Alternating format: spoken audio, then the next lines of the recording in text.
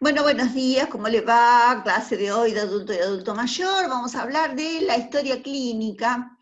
Si bien yo no le voy a dar el abordaje pura y exclusivamente legal que deberían haber visto o verán, o no sé cómo será en aspectos éticos y legales, vamos a ver aquellos aspectos relevantes de la historia clínica.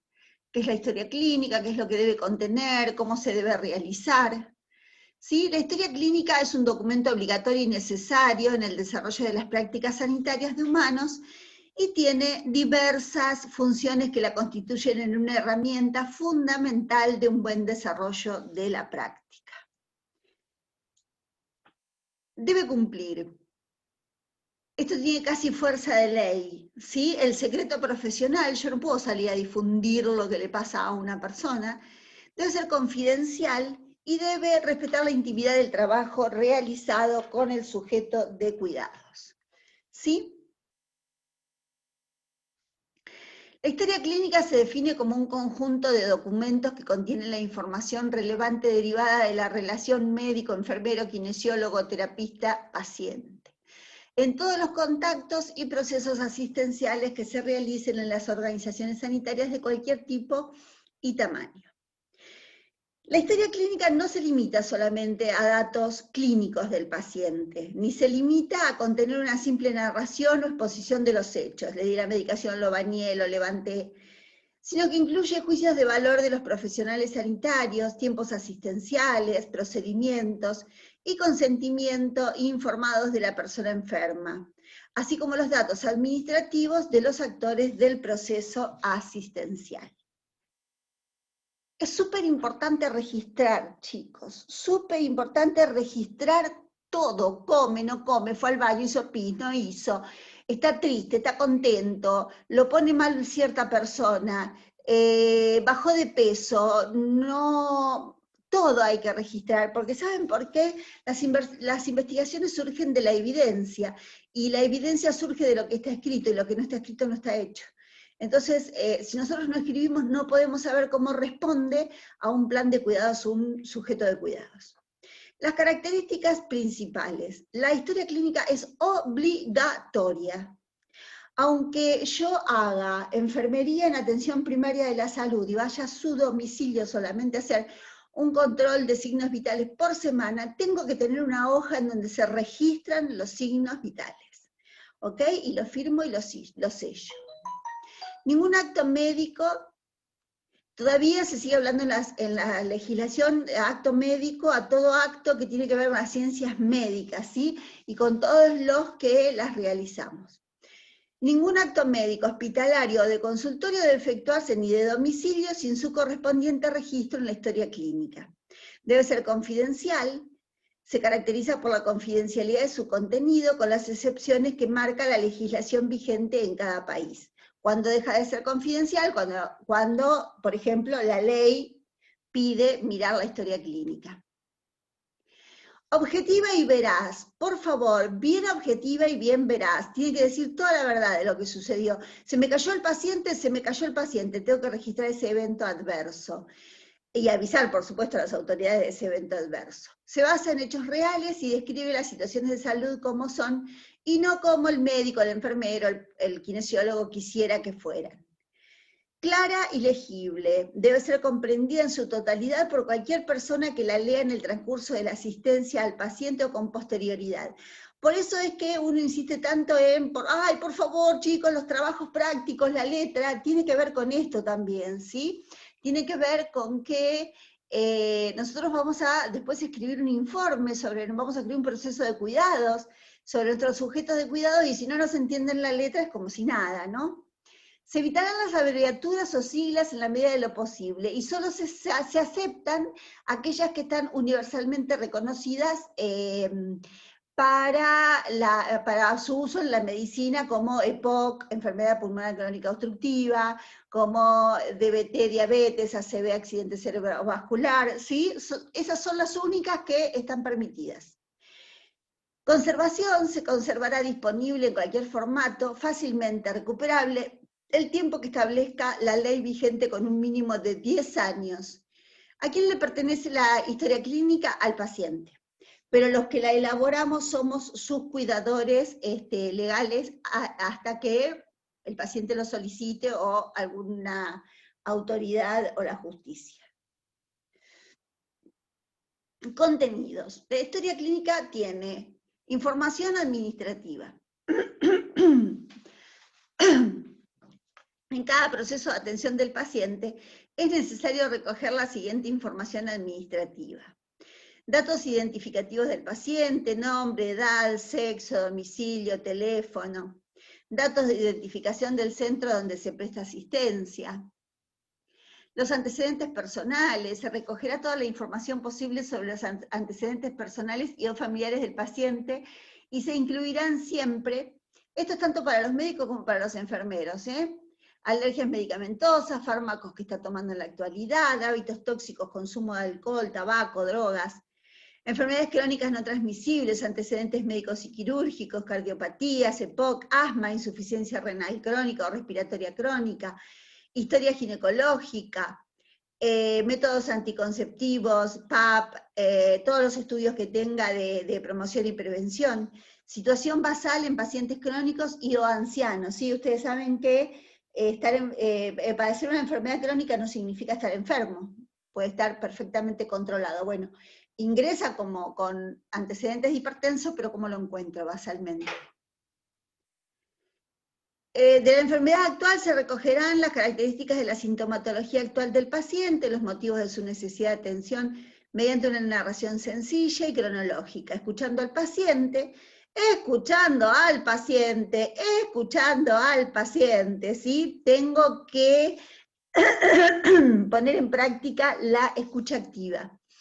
Escuchando al paciente y dejándole expresarse con libertad. Se deberá guiar al paciente en el interrogatorio para saber dónde está el padecimiento, localización, irradiación, cuándo empezó, cuánto dura, cómo evoluciona y cuál es la situación actual. Calidad, cómo es, cantidad, intensidad y grado de incapacidad. Factores desencadenantes, agravantes y atenuantes, asociaciones con otros síntomas, creencias, a qué cree el paciente que se deben los síntomas. Se completará el interrogatorio con anamnesis por aparato señalando datos positivos y negativos en cada uno de ellos. Para finalizar, se dará otra oportunidad al paciente de añadir algo más que se ha acordado que le preocupe. La recogida de datos médicos, bueno, según el protocolo de la institución, será por sistemas o cefalocaudal o el protocolo que quiera seguir la institución. Y lleva también una parte de pruebas complementarias, según la sospecha diagnóstica, para ayudarnos a confirmarlo o para discernir entre varias opciones dentro de un diagnóstico diferencial. Se realizarán las pruebas complementarias que se consideren oportunas y se reflejarán sus resultados en pruebas de laboratorio, electrocardiogramas, radiología simple, ecografía, tomografía, resonancia, polisomnografías, bueno, cultivos microbiológicos, etc. Diagnóstico médico. En esta fase no tiene por qué darse un diagnóstico exacto, ¿sí? Cuando el paciente está ingresando, que está en estudio, va a haber un diagnóstico presuntivo. El definitivo se puede dar días después, horas después o días después, cuando ya se haya recogido toda la información y se llegue a un diagnóstico de certeza. Pero tiene que figurar en este ingreso qué se sospecha que le está pasando. Nosotros podemos valorar por Marjorie Gordon, Virginia Anderson, Heidegger-Peplo, el modelo que nosotros querramos, pero tenemos que hacer una valoración completa como la del médico y crear el plan de cuidados y escribir la evolución. Una vez que se dispone de toda la información, por anamnesis, exploración física y pruebas diagnósticas, y se ha hecho una primera impresión diagnóstica médica, se debe establecer un plan de acción, con unos objetivos de mejora del paciente que incluyan cuidados de enfermería y tratamiento médico. Parte de los cuidados de enfermería son el tratamiento médico, pero no es todo. Recuerden eso siempre. Dicho plan de acción será reevaluado periódicamente, comprobando la consecución de los objetivos establecidos y redefiniendo los mismos en función de los cambios de la situación clínica del sujeto de cuidados. Nosotros, desde el PAE, el médico desde su proceso médico. Una Una vez finalizada la atención del paciente, se deberá realizar un resumen de toda la información recogida durante la misma en el informe de alta o epicrisis, ¿sí?, del proceso asistencial. El mismo debe tener un apartado que debe contener resumen personalizado del proceso asistencial y de cuidados dados al paciente. Fecha y hora del alta, destino del alta, si se va al domicilio, si lo va a seguir por consultorio externo a alguien, si entra en algún plan de internación domiciliaria, si murió, exitus es muerte, es óbito. Médico que da el alta, legible y confirma, tratamiento y recomendaciones y medidas higiénico-dietéticas y de cualquier otro tipo a seguir tras el alta, y los cuidados de enfermería que incluyen el plan de autocuidados. Otros documentos: interconsultas con especialistas, cuando su opinión y conocimiento sea útil para el proceso de atención-decisión, partes judiciales de lesiones y o accidentes en todos los casos en que se sospechen agresiones o actividad delictiva, consentimientos informados en todas las pruebas invasivas realizadas al paciente, siempre que la gravedad de la situación no lo impida. O sea, llega politraumatizado y en paro, no vamos a esperar a no reanimarlo porque no nos puede firmar el consentimiento informado, ¿no? Bueno, la famosa historia clínica electrónica viene a salvar un montón de cosas, espero que esté legislada pronto, aunque como ya se legisló la firma digital, ya se puede estar usando. Incluye toda la información de salud de un ciudadano, con independencia de dónde y cuándo se genera. La idea es que, de la historia clínica, es que nosotros tengamos como el DNI, una única historia clínica en todo el país, en donde uno accede por huella dactilar o por número de documento a tu historia y qué sé yo, te pasa algo en Salta y se enteran que tuviste una neumonía en Madariaga en el año 2018, ¿ok? Debe formar parte del sistema de información del servicio de salud correspondiente, relacionándose con los sistemas de gestión económico-financiero, planificación estratégica y control de gestión. La historia sanitaria se convierte, con estos planteamientos, en una herramienta muy potente, no solo para la atención clínica de la persona, sino también para potenciar aspectos importantes del sistema sanitario, como lo es, como yo decía hoy, el registro completo, ¿sí?, la evidencia para poder realizar investigaciones, docencia, en fin. Las características de la historia clínica informática: seguridad para realizar la modificación de la historia clínica, en los que en algunos casos es necesaria la firma digital del médico. Es de accesibilidad inmediata y en todo momento, esté donde esté, por parte de los profesionales sanitarios. Está disponible los 365 días, las 24 horas. Tiene seguridad en el almacenamiento de datos clínicos. El registro de pérdidas de información se minimiza debido a la realización automática de copias de seguridad. El problema de entender las explicaciones por tema caligráfico disminuyen considerablemente, todo el mundo le entiende la letra de una computadora. La necesidad de la utilización de la firma digital dota al documento de una legalidad absoluta. En todo momento se tiene identificado el profesional que ha modificado el documento, porque cada profesional que interactúa en esa historia clínica tiene una clave para ingresar. Entonces yo pongo mi clave, ingreso y registro. Bueno, quien ingresó y registró es Ana Laura Lucero por la clave que ingresó, ¿sí? Unificación y cumplimiento de todos los datos de estándares para todo el personal sanitario. El tiempo de consulta se minimiza y reduce.